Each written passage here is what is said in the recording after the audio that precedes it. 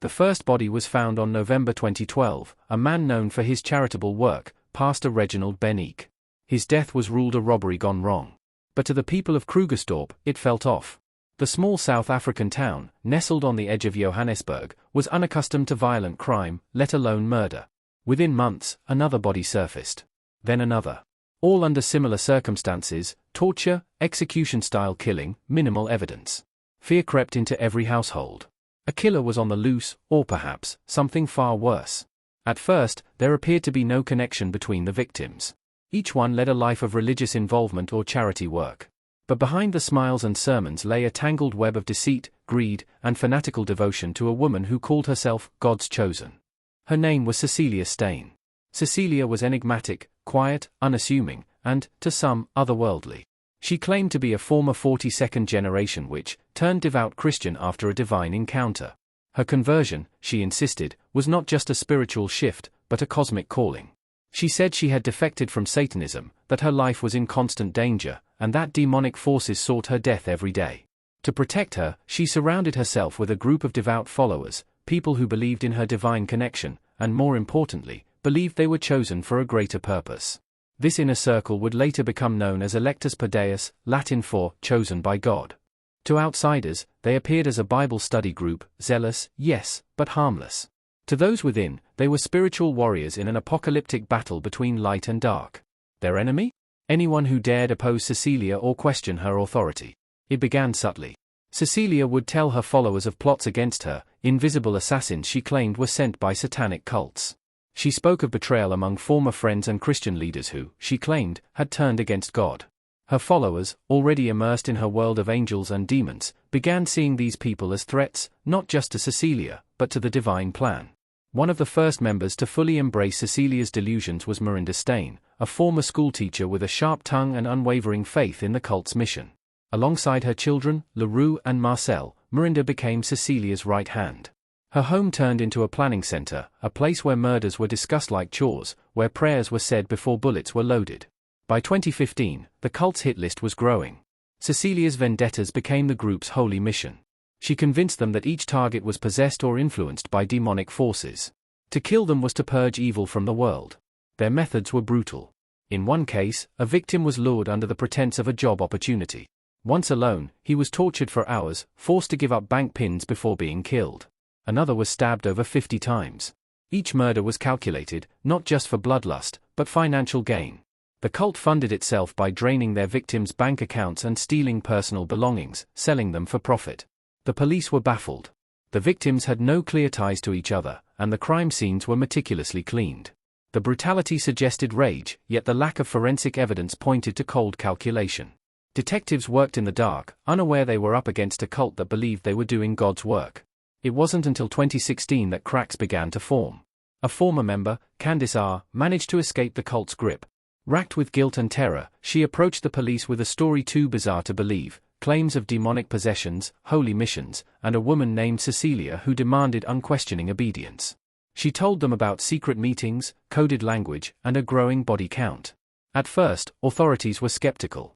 But as Candice revealed details only an insider could know, investigators reopened several cold cases with renewed suspicion. They started drawing connections, victims who had known Cecilia, patterns in how they were targeted. The pieces of the puzzle were finally aligning.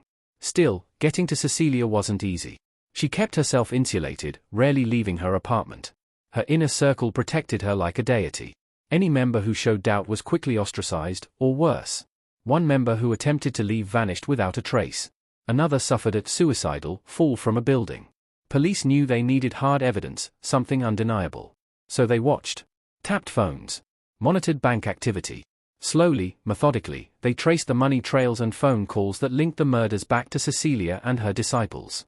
One of the biggest breaks came when a member of the group, Zakira Abrahams, was caught using a victim's bank card. Under intense questioning, she broke. What she revealed shocked even the most seasoned officers. Cecilia had convinced her that killing was not only justified, but righteous. God would reward them. Heaven awaited them. What had started as a spiritual community had mutated into a death cult. By the end of 2016, authorities were ready to strike.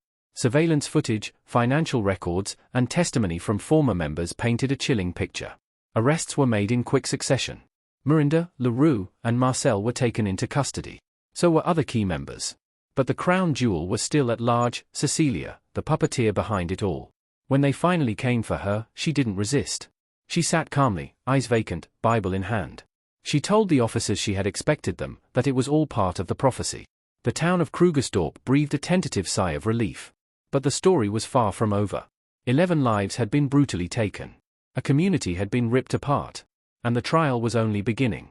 What investigators would uncover in the coming months would unearth even darker truths, proof of how far faith can be manipulated, and the terrifying things people will do when they believe they're chosen by God. By the time the arrests began in 2016, the Electus per Deus cult had already left a deep scar across Krugersdorp. 11 people were dead, and the public was reeling from the realization that these brutal crimes weren't the work of a random killer, but a self-declared divine army. Cecilia Steyn had convinced a small band of followers that they were chosen by God to fight evil. But in reality, they were executing her personal vendettas in cold blood. In the weeks following the arrests, the details of the murders and the inner workings of the cult began to surface.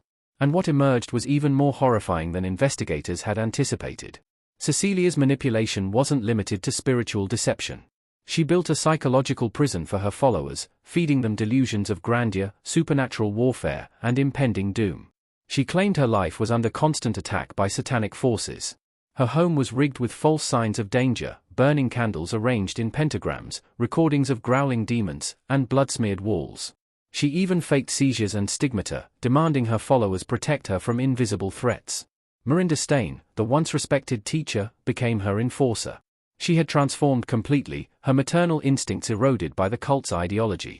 Her children, Leroux and Marcel, were raised in a home of violence masked as divine duty. Both teenagers took part in the killings. Leroux was particularly instrumental in planning the ambushes, while Marcel, a quiet, intelligent girl, handled logistics and electronics. At just 14 years old, she helped coordinate operations that led to multiple murders. The group split their crimes into two categories: revenge killings and killings for profit. The former involved people Cecilia deemed traitors, ex-friends, former spiritual leaders, and anyone she felt had abandoned or betrayed her. The latter was designed to sustain the cult financially. These victims were typically lured with job offers posted online, then robbed, tortured, and killed. Their bank accounts were emptied, their belongings sold, and the proceeds funneled back to Cecilia. In one case, the cult targeted a school principal named Glenn McGregor. He had once been close to Cecilia but distanced himself when her behavior became erratic. Cecilia painted him as a demonic agent. He was lured under false pretenses and executed with surgical precision. His murder, like many others, was followed by a bizarre ritualistic scene, Bible verses scrawled nearby, blood wiped with cloths as if to cleanse the space. The killings were only part of the cult's depravity. Psychological control was the other weapon. Cecilia kept her followers in a constant state of fear. They believed that stepping out of line would lead to demonic possession, or worse. She told them that the world was ending, that they were the only ones who could save humanity.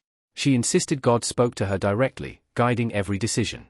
As investigators began interviewing the surviving cult members, a strange pattern emerged: none of them viewed themselves as killers. They saw themselves as saviors. Leroux, in his confession, described the murders as necessary tasks. Marcel, reserved but eerily composed, expressed remorse but insisted they were helping Cecilia fulfill God's plan. Miranda showed no emotion during questioning, her tone flat, mechanical. What chilled investigators most was how Cecilia never got her hands dirty. She never attended the murders, never pulled a trigger or plunged a knife. But she orchestrated every detail from the shadows. She dictated who would die, when, and how. She assigned roles to her disciples like a general mapping a battlefield. And they obeyed, without question. Prosecutors soon realized the case was as much psychological as it was criminal. How could an entire group of people, many of whom were educated and well-spoken, descend into such madness? The answer lay in Cecilia's methods. She didn't demand loyalty, she instilled dependency. She provided identity, purpose, and community to people who felt invisible. She gave them someone to protect, a war to fight, and the promise of divine favor. In return, they gave her everything, including their humanity. During the court proceedings, shocking revelations emerged daily. One witness, a former member who had narrowly escaped, testified that Cecilia forced them to sign blank contracts, binding, spiritual agreements that pledged their lives to her. Others spoke of being drugged during rituals or forced to cut contact with family and friends. Some admitted they were afraid to leave, fearing they would be the next targets. The trial gripped the nation. South Africans tuned in as horrific details were read aloud. Photos of crime scenes, testimony from forensic experts, and chilling audio recordings painted a picture of a cult that operated with deadly precision. The court heard about the false job interviews, the torture, the body cleanups, and how money from the victims was transferred through various accounts linked to Cecilia. But perhaps the most disturbing testimony came from Leroux and Marcel. Both teenagers took the stand, turning against their mother and Cecilia in an attempt to reduce their sentences. Leroux admitted to 6 murders. He spoke in cold, factual tones, describing how they selected victims, how the group would rehearse the kills, and how they would laugh afterward, convinced they had done something righteous. Marcel, soft-spoken and detached, admitted to helping plan the murders. She talked about buying burner phones, creating fake resumes for job listings, and tracking potential victims. When asked why she did it, she looked down and muttered, "Because Cecilia said it was what God wanted." Miranda, meanwhile, showed no remorse. When confronted with the evidence, she shrugged. "They were enemies of God," she said. "They got what they deserved." Cecilia, throughout the trial, remained composed. She denied everything. She claimed she was a scapegoat, a misunderstood woman targeted by bitter former friends. Her demeanor never cracked. When asked if she had any involvement, she smiled faintly and said, "I don't need to kill. God handles that for me." The court wasn't convinced. In 2019, after a lengthy trial, Miranda was sentenced to 11 life terms. Leroux and Marcel received reduced sentences for their cooperation. Several other members were convicted of murder, robbery, and racketeering. But the centerpiece was Cecilia. She was found guilty of multiple counts of murder, fraud, and orchestrating a criminal enterprise. The judge called her the mastermind of a reign of terror. And yet, even in her final moments in court, Cecilia showed no remorse. She maintained her innocence, refusing to apologize. To her, she had done nothing wrong. To her followers, she had delivered salvation. But to the families of the victims, she had destroyed lives. The quiet suburban streets of Krugersdorp would never forget the blood that soaked into their soil. Beneath the façade of everyday life, schools, bakeries, neighbors waving over fences, an unspeakable horror had festered for years, disguised as divine purpose. The Electus Deus cult didn't just kill, they desecrated. They didn't just plan, they rehearsed. Their victims weren't simply murdered, they were butchered with ritualistic precision, their final moments etched in agony. Each crime scene told a story of terror. The murder of 29-year-old Michael Van Eck was particularly gruesome. He'd responded to a job posting for grave maintenance. What awaited him was not employment, but an ambush. Marcel had lured him to a cemetery under the pretense of an interview. Hidden among tombstones, Leroux and Miranda waited. When Michael arrived, they struck. He was stabbed repeatedly in the chest and face, mutilated beyond recognition. His body was dumped, left among the dead he thought he'd be tending. His blood soaked into the same earth he was told he'd be working. In another instance, an unsuspecting man named Herman Weiss met a similar fate. After being invited to a meeting regarding job prospects, he was confined, interrogated, and tortured. Cecilia's followers had grown bolder. They weren't content with swift executions, they dragged their victims through hours of psychological torment. Knives carved deep. Blood was collected. Prayers were recited over their writhing forms. And when their bodies fell limp, the killers felt not guilt, but triumph. The death of 42-year-old Reginald Bennick was perhaps the most methodically cruel. Reginald had responded to an ad, just like the others. He was kidnapped and restrained. For hours, the cult interrogated him for banking credentials. His fingers were broken to force compliance. When he passed out from the pain, they revived him with cold water and beatings. Once they'd emptied his accounts, they silenced him permanently. His face was covered with a plastic bag. As he suffocated, they held hands and thanked God for another, successful mission. Cecilia Steyn had never needed to raise a blade. She engineered each act like a choreographer scripting a performance. Through her, suffering became sacred. She insisted that pain cleansed the soul, that murder was the purification of the earth from demonic corruption. Her twisted theology allowed followers to justify the screams, the blood, the pleading eyes of victims staring into the abyss. The cult was meticulous. Post-murder, they sanitized crime scenes to eliminate forensic traces. Clothing was burned. Weapons were buried or thrown into rivers. Cell phones were destroyed. Surveillance footage was studied in advance. Victims were selected based on how disposable their lives seemed: single men, isolated workers, individuals with few social ties. People who wouldn't be missed right away. Investigators discovered notebooks in Cecilia's apartment, handwritten logs listing names, dates, surveillance details. They read like hit lists, laced with cryptic scriptures and codes. One entry simply read, Glenn. Judas. Blood is owed. That note preceded Glenn McGregor's murder. Glenn had once worked with Cecilia during her days of posing as a reformed Satanist. When he distanced himself, she branded him a traitor. On the night of his death, he was stabbed over 30 times. Each wound was delivered with rage, as if each cut symbolized a perceived betrayal. The autopsy reports chilled even the most seasoned forensic examiners. Victims had broken jaws, cracked ribs, shattered kneecaps. Some were blindfolded and gagged, others had their mouths sewn shut post-mortem. These weren't just murders, they were symbolic executions. Sacrifices offered in the name of twisted devotion. The cult's youngest victim was Kevin McAlpine, just 21. Kevin had struggled with unemployment and answered a job at hoping for a break. Instead, he was bound to a chair and stabbed in the chest repeatedly while his killers recited verses from the Bible. After he died, his body was left in an abandoned field like discarded waste. His family identified him by a birthmark on his shoulder. His mother collapsed in the morgue. The survivors of the victims live with questions that never end. What were their final thoughts? Did they suffer? Did they understand why it was happening? Most victims were unaware of the cult's existence until they were face to face with death. They died confused, terrified, and alone. In court, the horror didn't end. Graphic crime scene photos and testimonies left jurors visibly shaken. Family members sobbed as forensic experts detailed each wound, each broken bone. Marcel, when asked if she remembered the sound of a man begging for his life, replied calmly, "Yes. But we were told not to listen." Perhaps the most harrowing moment came when LaRue described the preparation for each murder. "It was like getting ready for a church play," he said. "We had roles. We practiced. We prayed." When asked what they prayed for, he replied, "For the strength to do what Cecilia said had to be done." The court also heard recordings secretly made by some members, in which Cecilia could be heard proclaiming that God would reward their loyalty with eternal peace. In one tape, she warned, "If you disobey me, Satan will possess you. Your bloodline will be cursed." Those threats kept members silent, obedient, and convinced they were carrying out divine justice. By the time the final verdicts were delivered, public outrage had reached fever pitch. Parents feared for their children. Communities held vigils. Talk shows dissected every aspect of the trial. Psychologists were called in to explain how ordinary people could become killers under the influence of one woman. The consensus was chilling: Cecilia Steyn was not insane.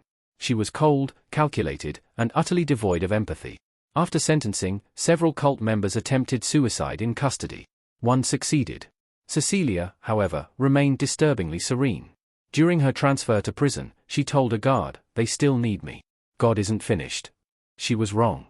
The reign of Electus Deus was over. But the aftermath left deep wounds. The families of the murdered were left with graves, trauma, and unanswered questions. Many expressed rage that their loved ones had died in such senseless, brutal ways. Others still couldn't comprehend how a teenage girl or a former teacher could torture and murder without remorse. A monument was later erected in Krugersdorp Civic Center, a simple black stone engraved with the names of the 11 victims. At its unveiling, a relative of one victim said through tears, "They were killed by people who thought they were holy. But there was nothing holy about it. It was hell on earth." The story of Electus Deus is not just one of murder. It is a cautionary tale of blind faith, unchecked control, and the terrifying power of belief when it becomes twisted beyond recognition. Behind each smiling face in that cult was a heart darkened by doctrine, a mind hijacked by fear, and hands stained with the blood of innocence. Thank you for listening to Crime Echoes with Lewis. Please like this video and subscribe for more content like this.